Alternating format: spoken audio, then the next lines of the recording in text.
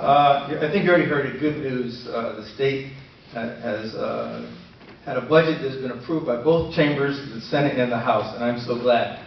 I am otherwise known as State Representative Bruce Morris. I'm in the middle of my 6th term serving in the legislature. I now currently serve also as the Deputy Speaker of the House of Representatives. I am married 38 years. And my wife and I have been involved here in the Norwalk community for all 38 of those years. We are residents here. We have 4 children, and I have 15 grandchildren. My grandchildren attend schools here. My kids attend here, and my grandchildren attend schools here in the city of Norwalk. I've got a term that I put out that says proven proactive leader. The reason I say that is because 11 years ago when I ran for the legislature, I made a number of promises. I promised that I was going to help reform education, help reform the ECS formula. I promised I was going to create greater access for health care.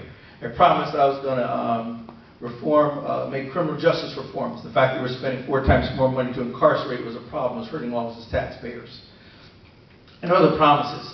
I'm here to say that every last one of those promises I made, I actually did.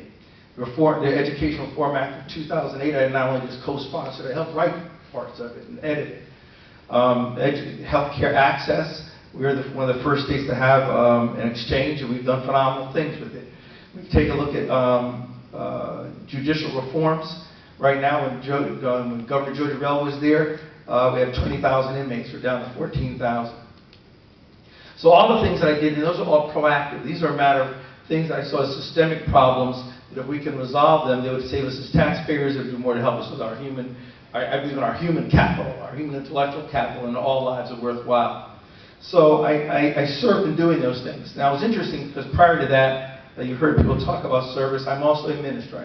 That's what brought me to Norwalk in the very first place. So I was always involved with the United Way, served as their public service co-chair, served as the president of the Norwalk Clergy Association, served as the chairman of the Norwalk Community Health Center, always in leadership positions, trying to make a difference here in this community.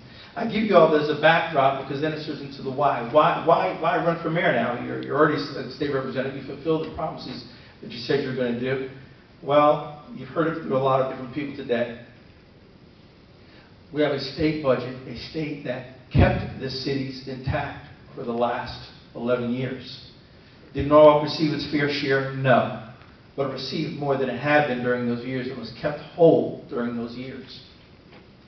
But the state is in trouble. The state doesn't have the means to continue to do that. So when you begin to look forward, I mean, even the budget we did today, it's keeping the city of Norwalk whole. And it's great that we've got a rainy day fund. But where are we 4 years from now? Where are we 5 years from now? Based on our current practices. Our practice when it comes to economic development is when we say, listen, we're just going to build buildings so we can add them to the grand list.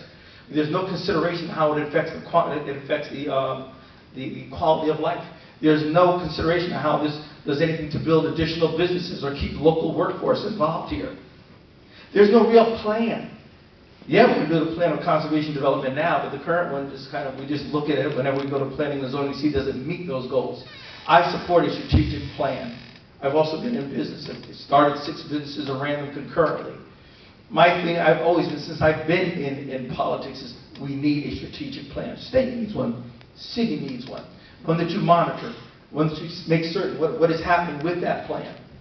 You have to be kidding me. 1 minute left? All right. Done.